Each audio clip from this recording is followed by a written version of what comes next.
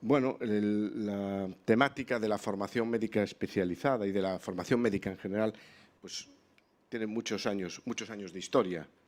Me van a permitir que me retraiga 300 años antes de Cristo, donde Aristóteles decía que para ser un buen médico es preciso poseer alto grado de virtudes intelectuales, pero como la medicina es una actividad y no un mero saber teórico, necesita también de las virtudes morales o éticas, el saber actuar, lo que hoy diríamos el ser competente, el saber hacer las cosas.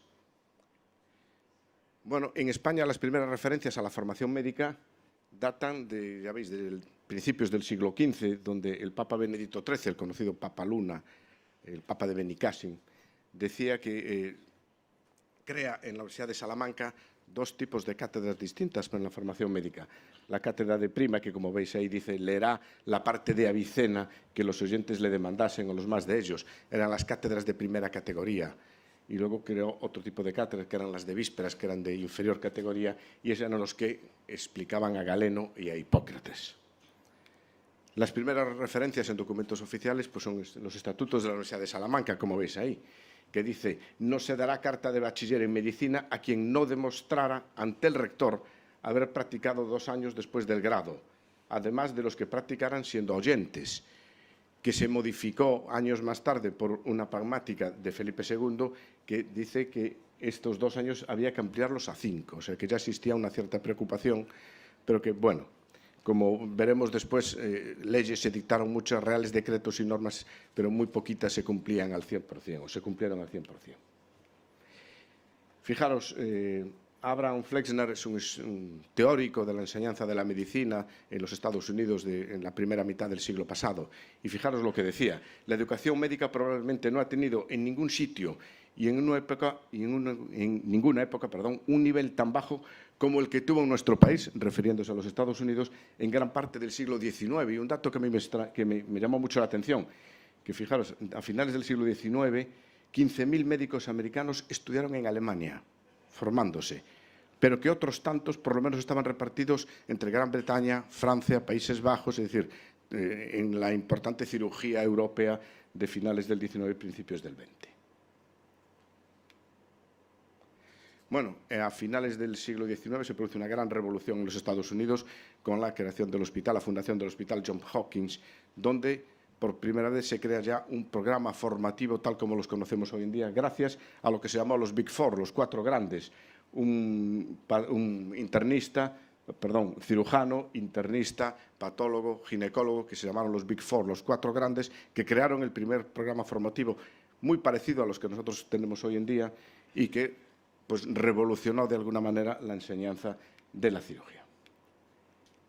También en España tenemos algunos precursores muy interesados en la calidad de la formación médica, como el doctor Federico Rubio y Galí. Yo no lo conocía hasta que me puse a preparar esta conferencia. Gaditano, que además de una intensísima vida política, pues tuvo una intensa vida como cirujano. Creó la Escuela Libre de Medicina y Cirugía de Sevilla, como veis ahí, creó un laboratorio de histología, colaboró con la Institución Libre de Enseñanza y creó el Instituto Rubio, que después se llamó Clínica Moncloa y después La Concha. No sé si son los precedentes históricos de la clínica que todos conocemos. Y también se preocupó mucho por la formación de las enfermeras desde el punto de vista de la cirugía, que no eran solo unas meras asistentes, sino ya colaboradoras importantes en la práctica de la cirugía. Pero entrando un poquito en materia, en lo que fue el desarrollo normativo de los programas formativos desde el final de la Guerra Civil hasta la actualidad, en el año 93, la ley de ordenación universitaria, en el decreto del 7 de julio del 44, dice que las facultades de medicina, por medio de los institutos y escuelas profesionales, habilitarán a los licenciados para la expedición por el Ministerio de Educación de los títulos de especialista médica, título que se exigirá para poder ejercer la medicina. Fijaros, una ley tenía que decir que para ejercer la medicina había que ser médico. Y entonces, para obtener el título, solo se podía obtener en los hospitales que tenían programas formativos, que era prácticamente ninguno, en los institutos nacionales, que sí que era una figura muy importante en esa época, los institutos de pediatría, puericultura, Plan Nacional de Tuberculosis, estos sí podían emitir títulos, en las cátedras de las facultades de medicina, durante una estancia de 2 años, y en servicios hospitalarios previa inscripción en el colegio médico. Yo iba al colegio médico y decía, estoy trabajando en tal hospital como neurocirujano, y al cabo de 2 años yo tenía un título oficial de neurocirugía. Año 55, 20 de julio, sobre la enseñanza de la medicina, dice que el objetivo de esta ley es la preparación para el ejercicio profesional especializado y no quede al exclusivo arbitrio de quien, sin otra comprobación, asegura haberlo efectuado. Es decir, permitía hasta ese momento que uno se inscribiera en el colegio médico o en alguna institución médica como neurocirujano y, pasado un tiempo prudencial, sin haber ningún tipo de comprobación de sus habilidades, competencias o conocimientos, pues tenía directamente el título de especialista. Y fijaros ya esta ley todo lo que nos dice, ¿no? Que el licenciado en Medicina y Cirugía habilita para la total práctica de la medicina. Elimina la autotitulación, lo que estábamos diciendo. Yo soy neurocirujano porque lo dije en el colegio médico, lo dije en cualquier otro sitio. Concede al Ministerio de Educación Nacional la concesión de títulos. Aquí ya empieza la dicotomía que seguimos teniendo en este momento, porque la asistencia sanitaria en estos momentos en España era del Ministerio de Trabajo. No había un Ministerio de Sanidad como tal conocemos hoy, pero el que certificaba los títulos era el Ministerio de Educación. O sea que ya había la dicotomía que seguimos teniendo hoy en día. Constituye ya por primera vez en las comisiones nacionales de especialidad y la Comisión Nacional Asesora, donde se reúnen todas estas comisiones nacionales de especialidad, reconoce 33 especialidades médicas. Por primera vez hay una ley que reconoce las especialidades como tal, y el reconocimiento de especialistas, es decir, mucha gente que venía trabajando como especialista sin tener título oficial, pues amplía, o mejor dicho, reduce los criterios para que esta gente pueda tener su título de especialista.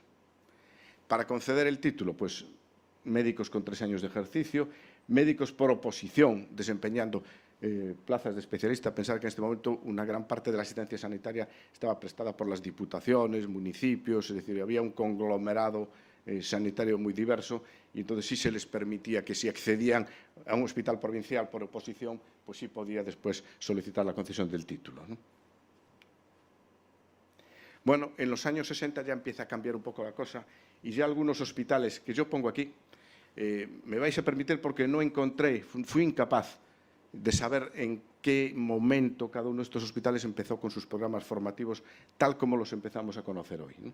El Hospital de Basurto, la Ciudad Sanitaria Francisco Franco, después Gregorio Marañón, la Santa Cruz y San Pablo de Barcelona, la Casa de Salud de Valdecilla.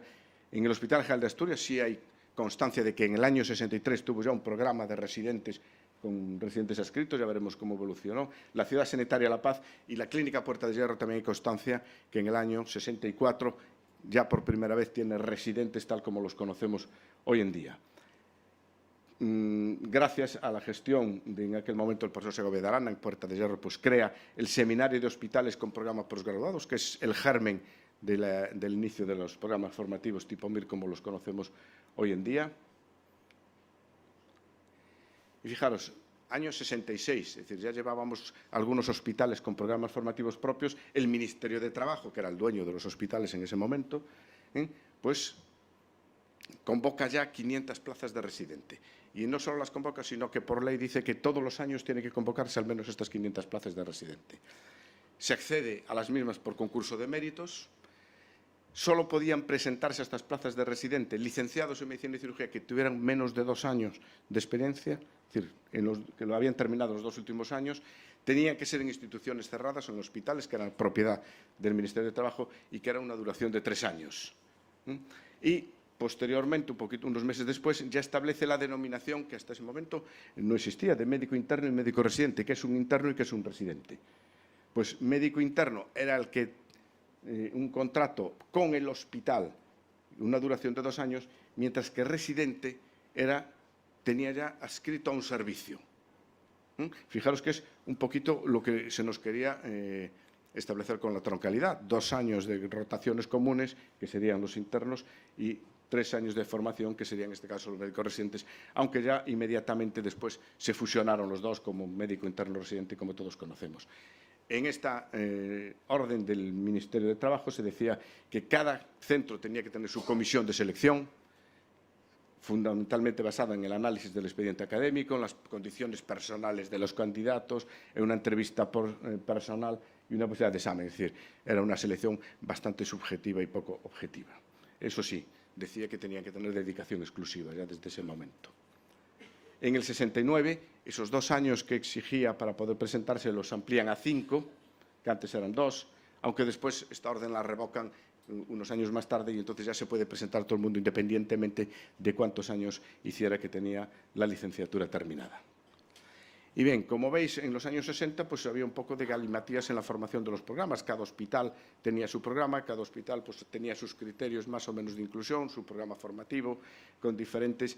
¿Y qué pasó? Que claro, cuando el Ministerio se hace cargo de una manera general para todo el país en la formación MIR, se encuentra que hay un montón de gente, un volumen importante de facultativos que tienen hecha la rotación, que tienen no un título especialista, que no lo tenían, un certificado de que eran especialistas, en este caso neurocirugía. Entonces el Ministerio decide abrir un plazo donde se pueden inscribir todos aquellos que han hecho la formación especializada en cualquiera de estos hospitales que tenían su propio programa MIR, para tener recogidos los que realmente pues, le equiparaban al título MIR actual. Fijaros, buscando en el libro del Ministerio, el más antiguo de todos, que es del año 68, el profesor Izquierdo Rojo, el Hospital La Paz, Madrid, y fecha del diploma en el año 82. Es decir, hizo la especialidad mucho tiempo antes, pero solicitó la acreditación de la especialidad pues, en el año 82. ¿no?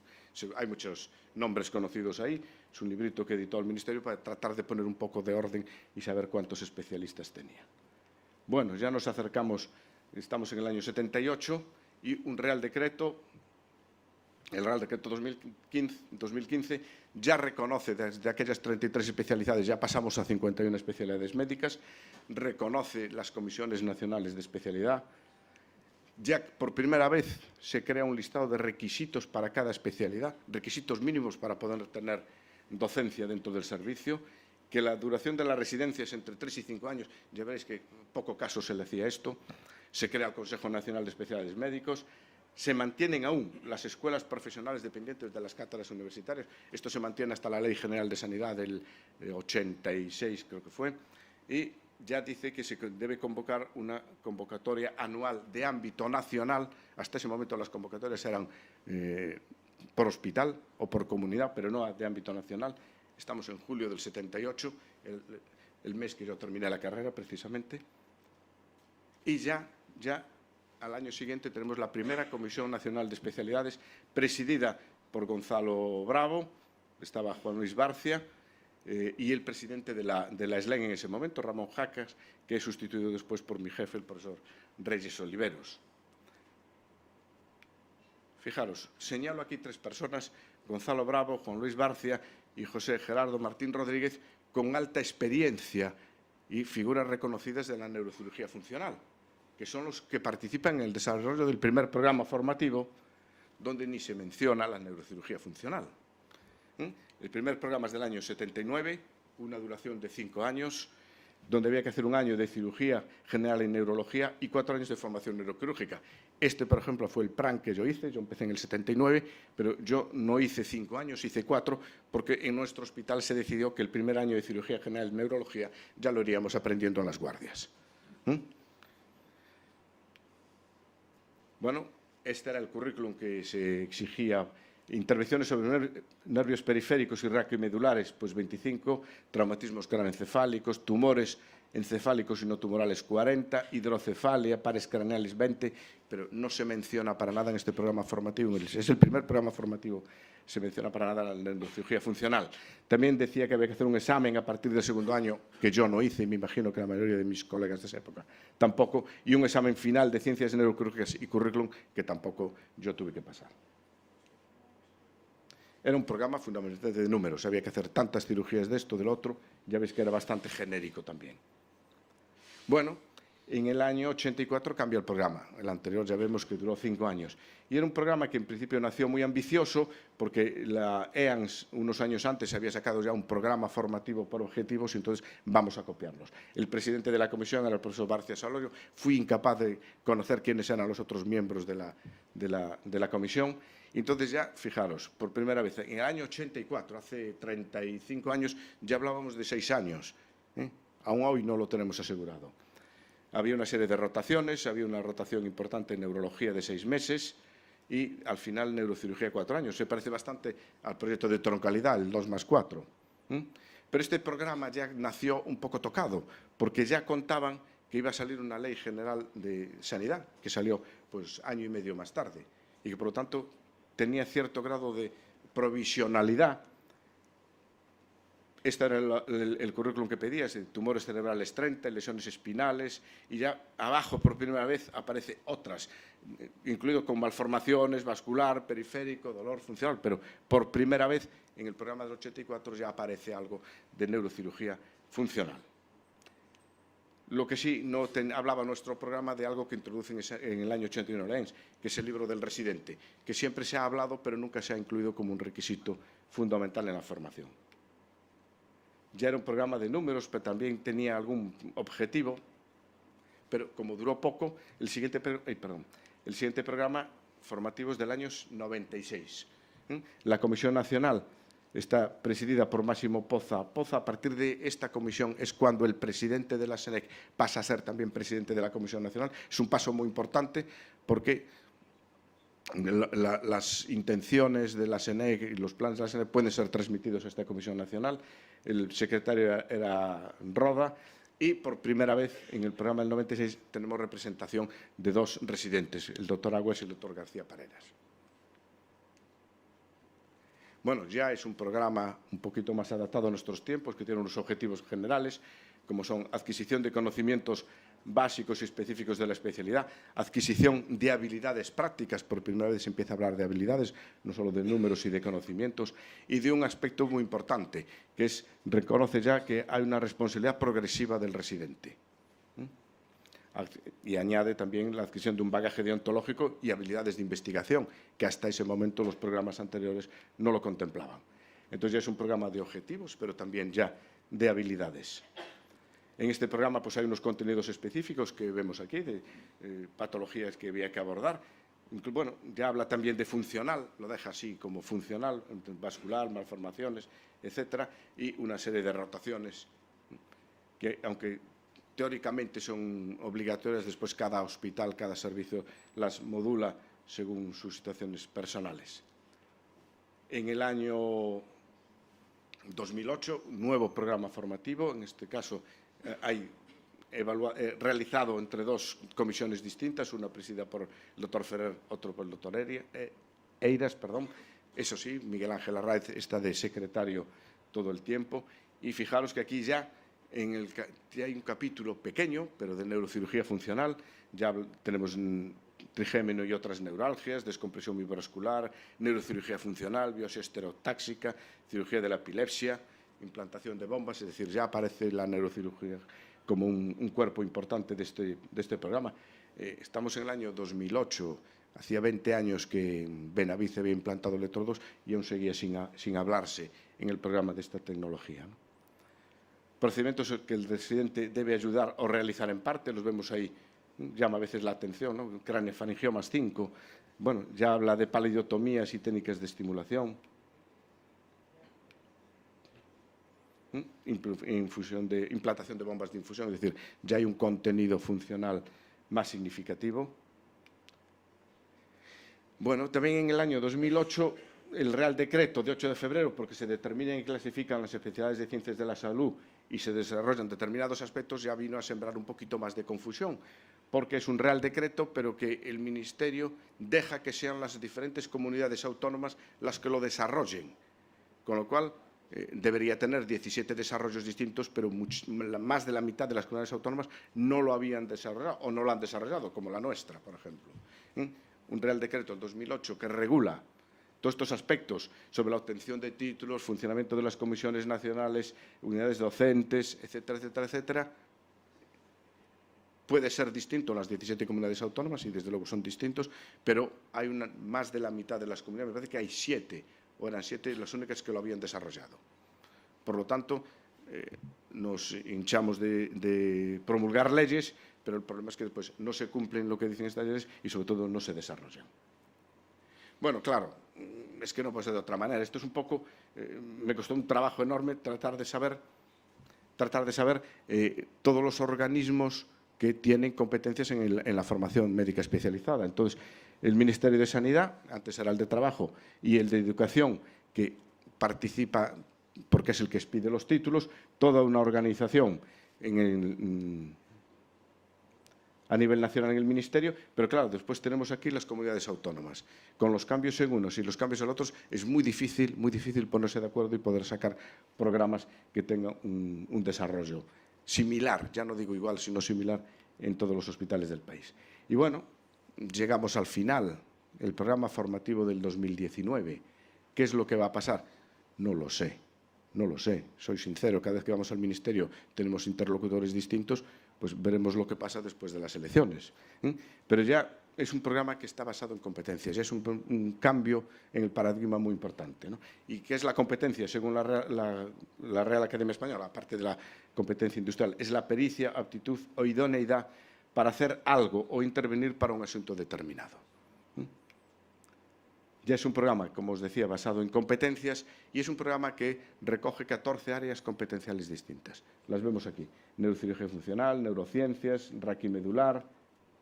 Pero ya tenemos dos áreas competenciales: diagnóstico y manejo del dolor y la espasticidad, puramente funcional; neurocirugía funcional y esterotáctica, puramente funcional. Pero también tenemos radiocirugía funcional y las dos últimas, la experimental y la tecnología neuroquirúrgica, donde también tienen un bastante desarrollo, neurocirugía funcional. O sea, ya es un programa donde casi un tercio de todo el programa está orientado a la neurocirugía funcional. Me gustaría entrar en el programa y explicar un poquito cómo las competencias que tiene y el desarrollo de las áreas competenciales. Pero no me parece adecuado. No me parece adecuado porque la Comisión Nacional somos una comisión asesora del Ministerio. El programa, como vamos aquí, está entregado en el Ministerio el 1 de julio del 19 a las 10:41 horas por el presidente de la sociedad, Carlos Botella Asunción, y entonces es prudente no explicar públicamente cómo es el desarrollo del programa, porque somos una comisión asesora donde se nos pide siempre cierta confidencialidad. Yo después, si queréis, una vez que terminemos fuera, a nivel unipersonal, os puedo contar un poquito, pero creo que a nivel así público no debería hacerlo. Importante, competencias, pero tanto hay que evaluar estas competencias. Un aspecto importante y novedoso en este programa formativo es que recoge también cómo se va a hacer la evaluación del residente, la evaluación de las competencias del residente.